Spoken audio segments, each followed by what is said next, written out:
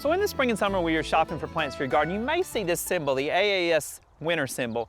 All America Selection is a nonprofit organization that promotes plants that do well across the United States. So there's actually 34 test gardens across the U.S. that test them to see how well they're doing. And if they do well at a good portion of those, they actually get awarded this symbol. All America Selection tests annuals, vegetables, perennials, annuals from seed, also annuals from vegetative, done from cuttings. And so we are a display garden for annuals that you see here. So these are plants that do not come back from, you have to replant every year. We also trial for their perennial trials, and then we also grow their vegetables. And so it's a great way to know what to choose for your garden. If it's got that symbol on it, there's a really, really good chance it's going to do well in your garden.